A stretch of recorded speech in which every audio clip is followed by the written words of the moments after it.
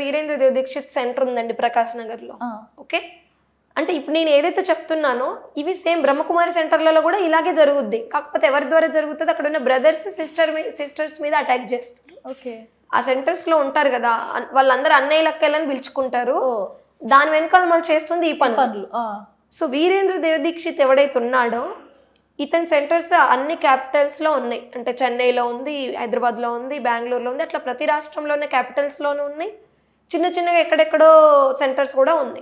ఇప్పుడు ఎగ్జాంపుల్ హైదరాబాద్కి వచ్చాడు అతను క్లాస్ చెప్పడానికి. ఇక్కడ ఉన్న కొందరు అమ్మాయిలు ఉంటారు కదా, ఈ రోజు రేపు క్లాస్ చెప్పడానికి ఈ రోజు వచ్చాడు అనుకోండి, ఈ రోజు నైట్ రేపు క్లాస్ అయిపోయినాక కూడా అతను ఉన్నాడు అనుకోండి, రేపు నైట్ ఒక్కొక్క అమ్మాయిని రూమ్లోకి పిలుస్తారు. ఏమని, బాబా పిలుస్తున్నారని పిలుస్తారు.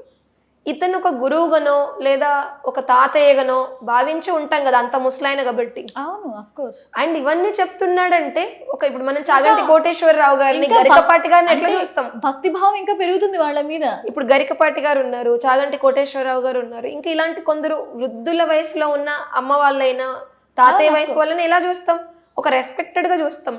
నేను అలాగే అనుకున్నాను.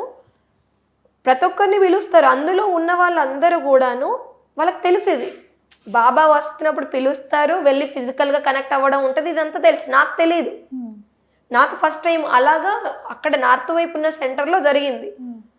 వెళ్ళితో ఏం చేస్తారు, నైట్ అవుతుంది కదా, వీళ్ళందరూ లేడీస్ అందరూ కూడా ఎవరైతే వీరేంద్ర దేవ్ దీక్షిత్ కి స్నానం చేపిస్తారు, దానికంటే ముందు ఆయిల్ మాలిష్, వాడిని మొత్తం వాడు పడుకొని ఉంటే 4 వైపులా 4-5 ఉండి వాడికి మొత్తం ఆయిల్ మాలిష్ అంటే అతను పూర్తి దుస్తులతో ఉంటాడా, ఒక చిన్న నెక్కర్ వేసుకొని ఉంటాడు. అయితే ఇంతమంది అమ్మాయిలతో ఆయిల్ మాలిష్ చేయించుకోవాల్సిన అవసరం ఏంటి వాడికి కదా. అందులో జెంట్స్ కూడా ఉన్నారు కదా. అవును, ఇప్పుడు నేను బయటకు వచ్చాక కూడా మా అన్నయ్యని కూడా ఈ ప్రశ్నని అడిగిన, అన్నయ్య ఇదంతా జరుగుతుంది, ఇది నిజమో అంటే అతన్ని ట్రాప్ లో పెట్టారు కదా. ఏమని, మీ చెల్లి కానీ మీరు అందరూ 16,108 గోపికల లిస్ట్ లో ఉంటారు, వీళ్ళకి అర్థం కావట్లేదు, మీరు దీన్ని అర్థం చేసుకోవాలంటే ఓ భగవంతుడికి మేము అందరం అర్పణైనం. అది పనుల పరంగా కానివ్వండి, డబ్బు పరంగా కానివ్వండి, శారీరకంగా అనుభవించినా కూడా అది కూడా అర్పణ అవ్వడమే. అది కూడా అర్పణ అవ్వడం. వీళ్ళ మసాజ్ మీరు ఎప్పుడైనా చేశారా? మరి నేను చేయలేదు, నేను దూరం నుండి చూశాను. ఈ చేస్తున్న వాళ్ళ ప్రవర్తన ఇదంతా చూసి నేను ఆశ్చర్యపోతున్నా. వీళ్ళని అడిగితే ఇదంతా అన్నయ్యలు కూడా ఉన్నారు కదా, వాళ్ళతో చేపించవచ్చు కదా అని అక్కడ ఉన్న ఇన్ఛార్జీలతోనే అన్నాను. అంటే అన్నయ్యలు ఇక్కడికి రారు, అన్నయ్యలు ఎందుకు వద్దు అంటే వాడు అమ్మాయిలను అనుభవించాలనే నాకు తెలియదు కదా. ఇది ఎప్పుడు ఇదే రిపీట్ అవుతూ ఉండేది. వీళ్ళ అమ్మాయిలలో కూడా మన అమ్మ వాళ్ళ ఏజ్ ఉంటారు కదా, వాళ్ళకు కూడా ఎంట్రీ ఇవ్వరు. Only young girls, virgin girls, వాడు అనుభవించి ఉన్న గర్ల్స్, అందులో అందమైన అమ్మాయిలు వాడికి ఆయిల్ మాలిష్ చేస్తారు.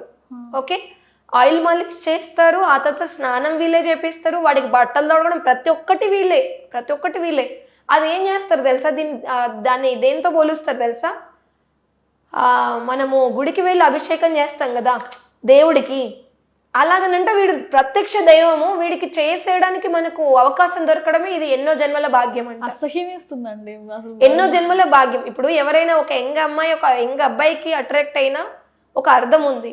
వాడికి 70 ఏళ్ళు 70 ఏళ్ళ వయసు. నేను చూసినప్పుడు నాకు వాడు కనబడ్డప్పుడు 75 సంవత్సరాలు అతను.